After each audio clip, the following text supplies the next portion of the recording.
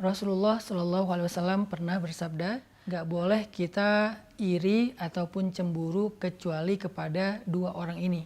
Salah satu di antara dua orang ini adalah orang yang Allah berikan harta yang berlebih, kemudian dia menghabiskan harta itu di jalan Allah Subhanahu Wa Taala. Ini orang yang layak kita cemburui. Bahkan ini termasuk di antara rasa cemburu yang berpahala malah. Jadi artinya kalau misalnya kita cemburu kepada orang kayak gini, kita dapat pahala dari rasa cemburu kita, apalagi kalau kita meniru. Makanya dulu di antara para sahabat miskin pernah ada yang curhat ke Nabi gini, ya Rasulullah, orang kaya itu memborong pahala. Kata Nabi, kaifa dzalik? Gimana maksudnya? Kalau kami sholat, mereka sholat. Kalau kami puasa, mereka puasa. Kalau kami zikir, mereka zikir. Kalau kami baca Quran, mereka baca Quran.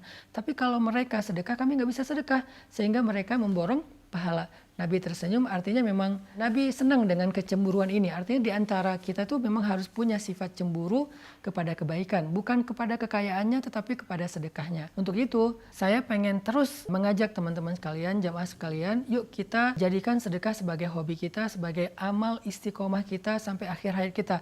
Berapapun yang bisa kita berikan, tapi ada rasa ingin memberi lebih. Nah, bagaimana cara biar sedekah ini menjadi pahalanya berlipat ganda, pahalanya bukan hanya seangka yang kita berikan, maka bersedekahlah secara jama'i, secara berkelompok, berjamaah, jangan sendiri. Kalau kita sedekah sendiri, misalnya kita punya uang, kita kasih kepada seseorang, lalu dia pakai makan, maka pahala kita sebesar yang kita berikan. Tapi kalau kita sedekah berjamaah dalam sebuah proyek, sehingga manfaatnya bisa lebih, maka pahala kita bukan seberapa yang kita berikan, tapi pahala kita seberapa besar manfaat dari total sedekah tersebut, karena dia diakumulasi. Misalnya kita bangun masjid. Bangun masjid kan nggak mungkin kita bangun sendiri ya, pasti kolektif sama yang lain. Kita ngasih 100.000, kita ngasih 1 juta, sementara untuk bangun masjid butuh sekian M.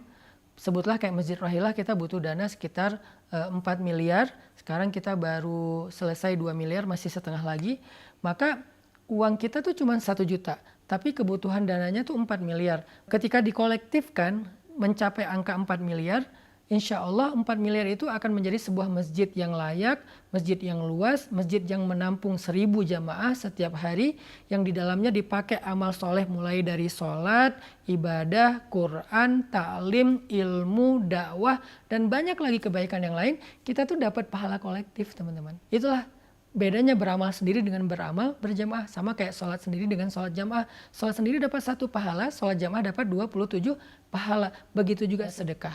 Kalau kita sedekah sendiri, uang kita kasih kepada orang yang membutuhkan, baik. Dan kita dapat pahala dari sedekah itu. Tapi kalau kita sedekah berjamaah untuk sebuah proyek, baik itu membangun masjid, membangun sekolah, menyantuni anak yatim atau orang miskin, tapi sifatnya jamaah, kita dapat pahala dari kebermanfaatan yang lebih besar itu secara kolektif. Maka ayo kita sama-sama terlibat dalam proyek langit membangun Masjid Rohilah atau Masjid Pemuda yang ada di pesantren. Semoga dengan sedekah kolektif kita akan mendapatkan akumulasi pahala yang besar dari setiap amal soleh yang dilakukan di Masjid Rohilah. Di Masjid Rohilah itu setiap awal bulan Hijriah kita mengadakan khatam Al-Quran 30 juz dalam sehari dan juga doa-doa. Di akhir waktu khatam Al-Quran, kita mendoakan orang yang punya saham dalam membangun masjid, yang punya kontribusi dalam membangun masjid. Kita doakan orang-orang tua kita, guru-guru kita, dan kita mengharapkan yang terbaik dari pahala-pahala untuk mereka semuanya. Sehingga membangun Masjid Rohilah bukan sekedar membangun fisik, tetapi membangun rumah kita di surga insya Allah. Barakallahu fikum.